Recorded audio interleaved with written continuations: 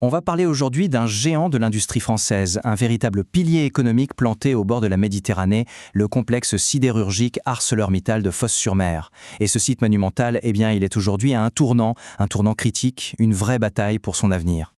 Pour bien comprendre l'enjeu, il y a un chiffre qui dit tout. 4000. Ce n'est pas juste un nombre, ce sont 4000 personnes, 4000 familles dont la vie dépend directement de cette usine. C'est le cœur qui fait battre toute une région. Et son futur, c'est aussi le leur. Alors, voici le programme qu'on va suivre ensemble.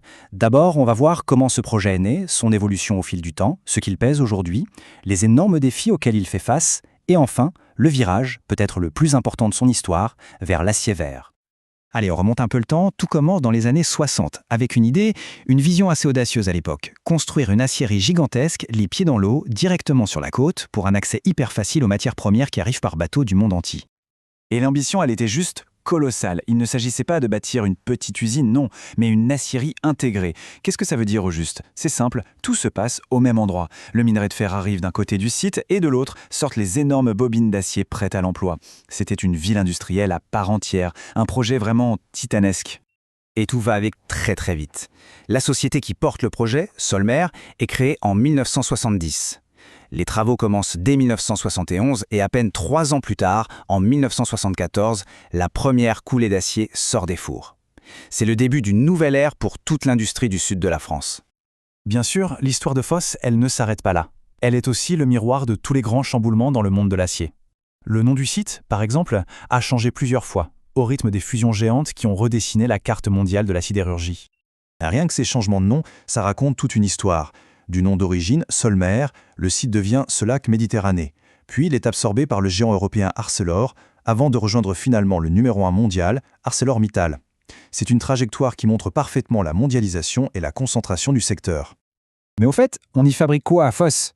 Eh bien, principalement des aciers plats. Ce sont ces immenses rouleaux d'acier qui servent de matière première indispensable pour des secteurs clés comme l'automobile, le bâtiment ou encore l'énergie. On a parlé de l'histoire, mais aujourd'hui, concrètement, ça pèse quoi Fos-sur-Mer? Son impact économique sur la région est tout simplement majeur. On se souvient du chiffre du début, 4000 emplois directs. Si on regarde dans le détail, on a d'un côté 2500 salariés qui sont directement employés par ArcelorMittal et de l'autre 1500 personnes qui travaillent pour des entreprises sous-traitantes, mais en permanence sur le site. C'est un véritable écosystème. Et ce chiffre, il veut dire quelque chose de très simple. Le site, c'est un poids lourd, un vrai de vrai, le deuxième plus grand employeur industriel de toutes les Bouches-du-Rhône. Un acteur absolument incontournable pour l'économie locale. Mais voilà, ce géant, aujourd'hui, il est en pleine tempête. La période actuelle est vraiment compliquée, marquée par une accumulation de défis, de tensions. La situation est vraiment complexe. En gros, la demande d'acier en Europe est en baisse, la concurrence mondiale est féroce avec une production qui dépasse les besoins, les prix de l'énergie ont explosé et, en plus, les règles environnementales sont de plus en plus dures. C'est ce qu'on appelle une tempête parfaite. Et comme si ça ne suffisait pas, il y a autre chose qui vient s'ajouter.